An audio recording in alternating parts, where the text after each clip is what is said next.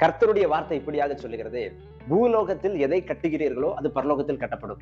பூலோகத்தில் எதை கட்டவிழ்க்கிறீர்களோ அது பரலோகத்திலே கட்டவிழ்க்கப்படும். நம்ம இந்த பூமியில என்னெல்லாம் செய்கிறோமோ அதை அனுசரித்து தான் நம்முடைய ஆசீர்வாதம் வெளிப்படும்.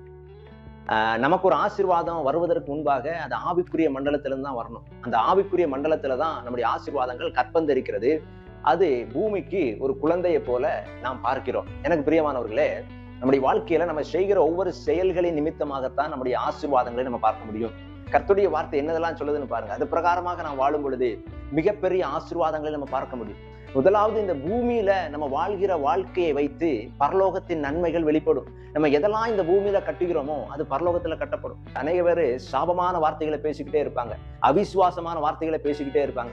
இப்படி பேசும்போது என்ன செய்யும் அப்படின்னா, பரலோகத்துல கட்டப்பட்டுரும், ஆசீர்வாதங்கள் பரலோகத்துல கட்டப்பட்டுரும். சில தவறுகள் செய்யும் பொழுது ஆசீர்வாதங்கள் கட்டப்பட்டு போய்விடும். அப்ப இந்த பூமியில நம்ம எதெல்லாம் செய்கிறோமோ, எதெல்லாம் கட்டவிழ்க்கிறோமோ, என்ன காரியத்தை பேசுகிறோம், பூமியில நன்மைகளை செய்யும்போது பரலோகத்துல நன்மைகள் கட்டவிழ்க்கப்படும். நம்முடைய வாழ்க்கை எதை பேஸ் பண்ணி இருக்கு அப்படின்னா, நாம் செய்கிற செயல்கள் நிமித்தமாக நாம் சில ஆசீர்வாதங்களை பெற்றுக்கொள்ள முடியும். நாம் எதை இந்த பூமியில கட்டவிழ்க்கிறோமோ அதை பரலோகத்துல கட்டவிழ்க்க முடியும். நம்முடைய கரத்துல ஆண்டவர் தந்துட்டார். நம்ம தான் தீர்மானிக்கணும், நம்ம ஆசீர்வதிக்கப்படணுமா வேண்டாமாங்கிறது நம்முடைய கரத்துல தான். ஏன்னா ஆண்டவர் ஏற்கனவே நம்மளை ஆசீர்வதித்து விட்டார். நம்முடைய எல்லா தேவைகளை ஆண்டவர் சந்தித்து விட்டார். அப்ப நம்ம அதை எப்படி எடுக்கிறோம், எப்படி கட்டவிழ்க்கிறோமோ அதை அனுசரித்து நாம் எடுக்கிற ஒவ்வொரு முடிவுகளும் சில ஆசீர்வாதங்களுக்கு வழி துறக்கிறதாக காணப்படும். இந்த வார்த்தையின் மூலமாக கர்த்தர் உங்களை ஆசீர்வதித்து வானத்தின் பலகனியினால் கர்த்தர் உங்களை நிரப்புவாராக. Have a nice day.